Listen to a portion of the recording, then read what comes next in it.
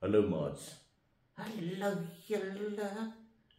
Arnay, Ja, Arnay, jy lyk nie vir my lekker nie. ek is nie baie lekker nie. Jy nie baie lekker nie. Nee, Nou hoekom nie, Arnay? ek wil so graag saam met die Pink Ladies lees. Saam die Pink Ladies. Ja, Wie's hulle? dit is 'n paar oulike girls. Ja, en jy wil graag deel van hulle wees. Ja, ek wil graag. Maar hulle wil jou nie daar hê nie. Nee. Maar daar's altyd hierdie ander meisie, nee. Ja, Sy kom altyd, sy trek blou klere aan. blou klere. Ja, blou. Ja, en kom, wat is fout daarmee? Nee, sy wil die hele tyd hê ek moet net haar steel. Ja, en hoekom doen jy dit nie? Nee, sy is blou. Sy is blou. Ja. Nie dink nie.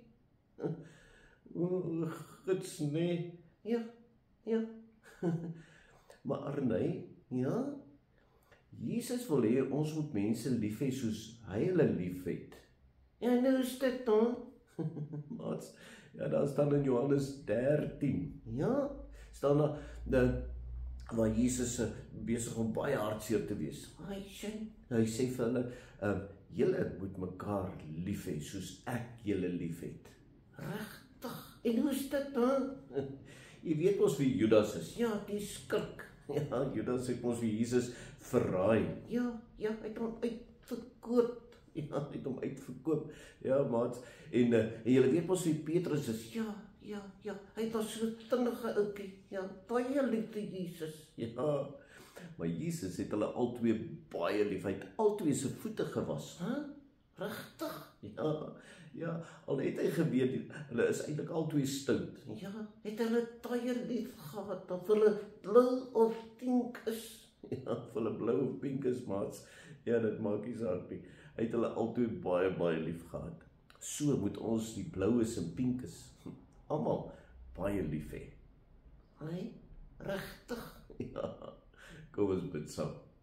Here Jesus, help ons om vir almal lief te wees. Ons wil graag hê mense moet vir ons lief wees. Help ons sodat ons ander sal lief wees. Amen. Nee. Leukie, kom hier.